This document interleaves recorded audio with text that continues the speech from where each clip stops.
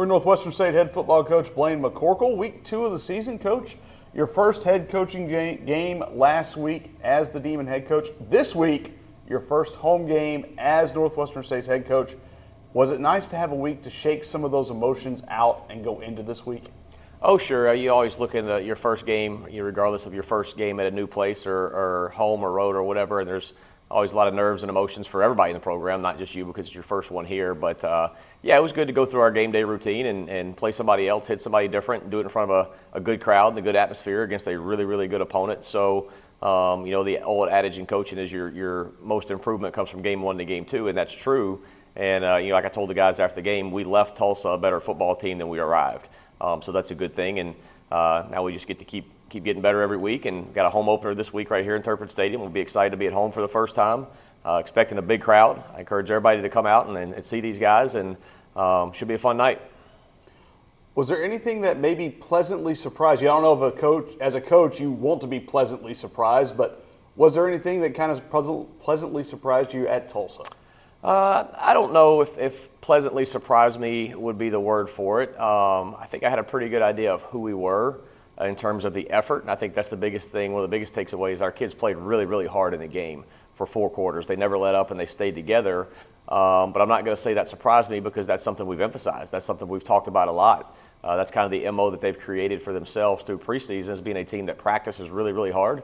So if you practice that, you should play that way, and that's what they did. So those things were good to see, and it was nice to see some guys in some one-on-one matchups against higher level opponents, to kind of see exactly where they were.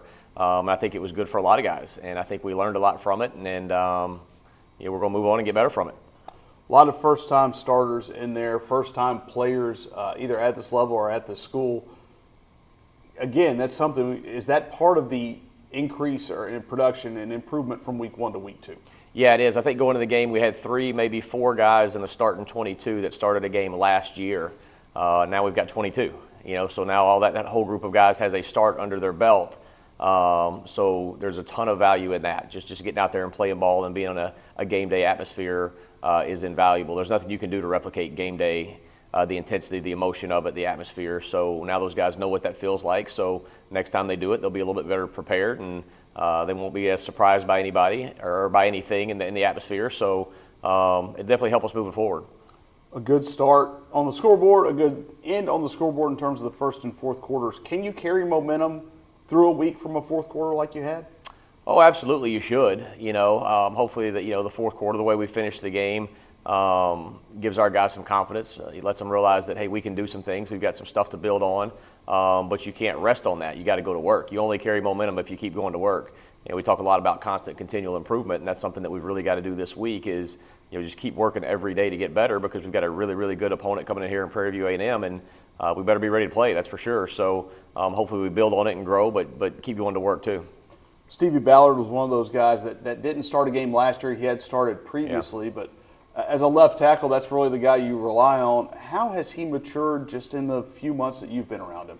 Well, he didn't play a perfect game against Tulsa, but he showed up to play. There's no doubt. And you watch the film, Stevie Ballard played really, really hard. And he's a guy that just comes to work every day, and you can tell he just loves football. He loves being a part of the team.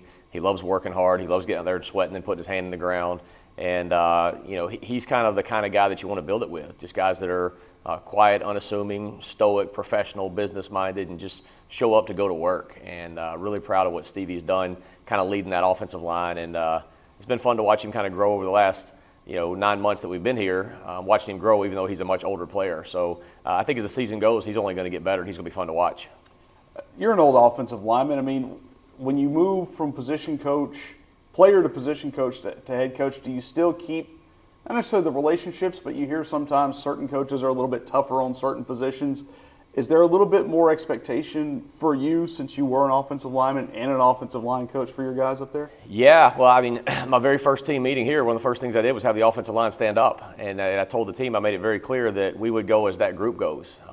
Any team in America, whether you are a former offensive line player, coach, whatever or not, would tell you that your team goes as that group goes. And we put a lot of pressure on those guys to perform, to lead. If things are going good, it's probably because the offensive line's playing good.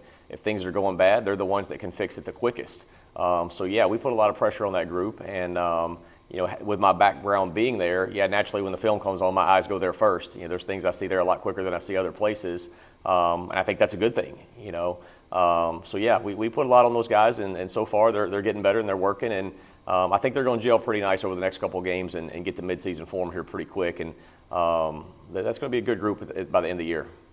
2 of your first 3 games will be against FBS schools. You've already played one. You'll have one next week. But this week it's FCS versus FCS. Does this really start to tell the tale if you think where it is in terms of measuring sticks that this team is?